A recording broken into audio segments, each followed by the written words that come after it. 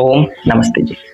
कल एक विचार गोष्ठी में मैं बैठा हुआ था। वहां एक इस्लामिक विद्वान बड़ी दृढ़ता से कह रहे थे कि कुरान और वेद दोनों एक ही ईश्वर यानी कि अल्लाह की देन है, इसलिए दोनों का ज्ञान भी एक ही है। सुनने में तो यह बात बहुत अच्छी लगती है क्योंकि आज के समय में सब एक है कहना बहुत आसान है और लोकप्रिय भी है। लेकिन क्या सचमुच में वेद और कुरान एक ही बात कहते हैं? क्या दोनों में ईश्वर की परिभाषा एक जैसी है? क्या दोनों में कर्म, मोक्ष, न्याय, आत्मा और जीवन के लक्ष्य की मान्यता समान है, या फिर यह केवल बिना अध्ययन किए बोल दिया गया एक भावनात्मक कथन है? इसीलिए मैंने उस विद्वान से कहा, यदि दोनों का ज्ञान एक है तो इसकी तर्क और प्रमाण से जांच होनी चाहिए। और फिर शुरू हुआ प्रश्नों का एक ऐसा संवाद जिसने मेरे सामने वेद और कुरान के बीच मूलभूत अंतर को बिल्कुल स्पष्ट कर दिया।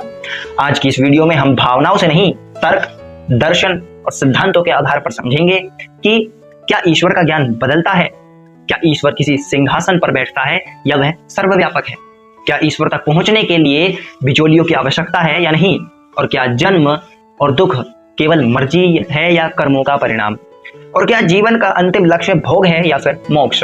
ये सब आज की वीडियो में हम जानेंगे, तो वीडियो को अंत तक ध्यान से देखिएगा क्योंकि यह चर्चा केवल दो ग्रंथों की नहीं बल्कि सत्य और सिद्धांत की है। आर्यवन, ज्ञान से विचार, विचार से विकास। जैसा कि मैंने अभी आपको बताया, कल एक विचार गोष्ठी में मैं बैठा हुआ था तो वहां एक इस्लामिक विद्वान कह रहे थे कि कुरान और वेद दोनों ईश्वर यानी अल्लाह की देन है, इसलिए कुरान और वेद में ज्ञान भी एक ही है। और सुनने में यह बात बहुत अच्छी भी लगती है। लेकिन मैं ठहरा ऋषि दयानंद का शिष्य, तो मैंने इस्लामिक विद्वान से प्रश्न किए कि आपकी बात कितनी सच है, इसकी जांच होनी चाहिए। वे मुझे साधारण समझकर कहने लगे, बिल्कुल जांच लीजिए, आप खुद कहेंगे कि कुरान और वेद एक ही अल्लाह की देन है यानी ईश्वर की ही देन है। मेरा पहला सवाल ज्ञान की उत्पत्ति को लेकर था कि क्या ईश्वर का ज्ञान बदलता रहता है? क्या आपने कभी सोचा है कि अगर ज्ञान ईश्वर का है तो क्या उसे बार बार अपडेट या निरस्त करने की जरूरत पड़नी चाहिए? मौलाना बोले, नहीं। मैंने कहा, इस्लामिक मान्यता कहती है कि कुरान से पहले तौरेत, जबूर और इंजिल आए थे जिन्हें बाद में निरस्त कर दिया गया। तो प्रश्न यह है कि जो पूर्ण ज्ञानी है उसे अपना पिछला ज्ञान बदलने की आवश्यकता क्यों पड़ी?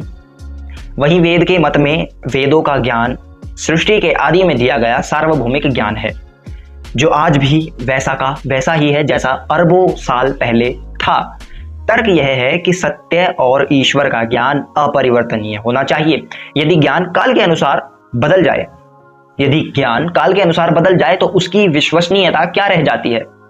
इसलिए निष्कर्ष यह है कि क्या वेद की प्राचीनता और उसकी स्थिरता उसे कुरान से मीलों दूर खड़ा नहीं कर देती? विचार करें आप। मेरा दूसरा सवाल था कि ईश्वर का स्वरूप कैसा है और वह कहां रहता है? साधारण शब्दों में कहें तो क्या खुदा या ईश्वर किसी खास पते पर रहता है या वह हर जगह मौजूद है? मौलाना साहब ने चालाकी से कहा, हर जगह मौजूद है।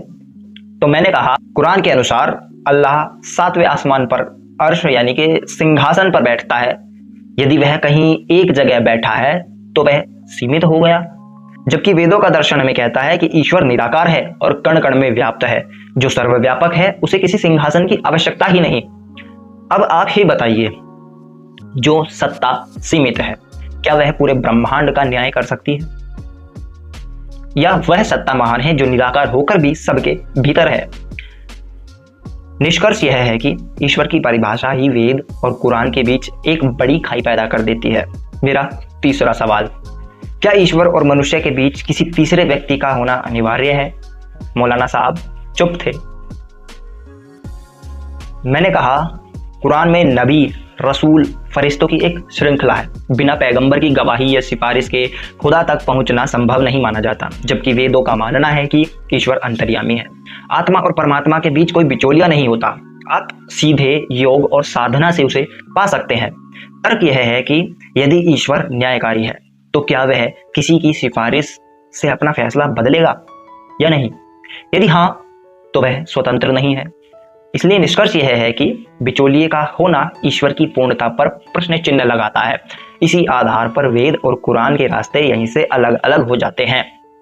मेरा चौथा सवाल था कर्मफल व्यवस्था और पुनर्जन्म पर, कि कोई अमीर तो कोई अपाहिज क्यों पैदा होता है, कोई गरीब तो कोई बिल्कुल स्वस्थ पैदा क्यों होता है?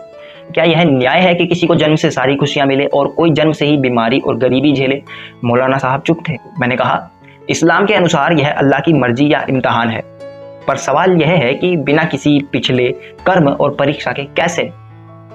और कयामत तक कब्रों में इंतजार करना कितना तार्किक है, जबकि वेदों का कर्म सिद्धांत हमें कहता है कि हर जन्म हमारे पिछले कर्मों का फल है। ईश्वर न्यायकारी है, इसीलिए वह बिना कारण किसी को दुख या सुख नहीं देता।